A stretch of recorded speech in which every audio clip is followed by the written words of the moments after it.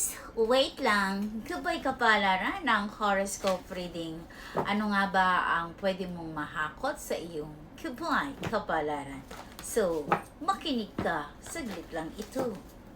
Okay, ano nga ba itong energy and blessing mo kayang tapatan sa iyo ng universe ng horoscope reading? Alright, okay, here we go. Ooh.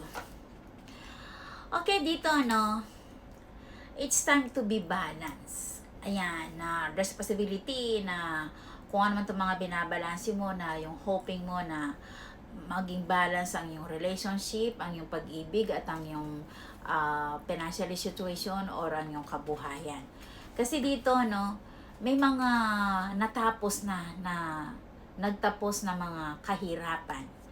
Kung ikaw ay nagkaroon ka ng overthinking, mga difficulties na nangyari sa buhay pag-ibig mo, or parang ikaw ay ano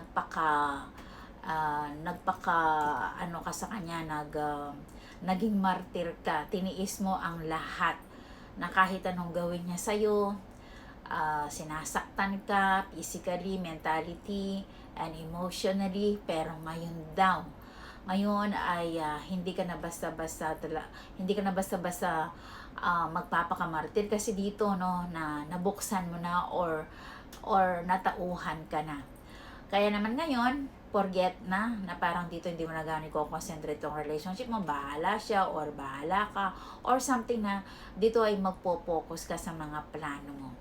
Kung ano man itong mga ginugusto mong propaganda na baguhin or simulan, na kung ikaw ay magpapatayo ka ng bahay, bibili ka ng lupa, bibili ka ng sasakyan, magbi-business ka, or yung iba sa inyo ay merong mag-aaral or merong ipatatapos or ipag-aaral or ginugustong makapag-abroad.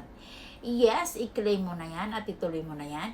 Kasi dito meron ako nakikita na you are going through. Kapag naman ikaw ay sinuwerte ka talaga, magiging diretso-diretso ang katagumpayan ng buhay mo, na dito rin ay ilan sa inyo ay merong instant swerte na maaaring din itong manalo sa mga raffles draw or mga perang hindi inaasahan or mga promotion na perang hindi inaasahan, hindi pinagpaguran or promotion na energy na parang hinabol nila na ma-promote sila, tataasan ng sahod.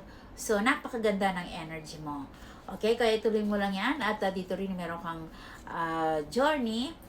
Pero yung iba, meron silang something na makakancel na plano to, cancel na flight ito. Pero matutuloy siya in the perfect time. So, kalma-kalma and be patient.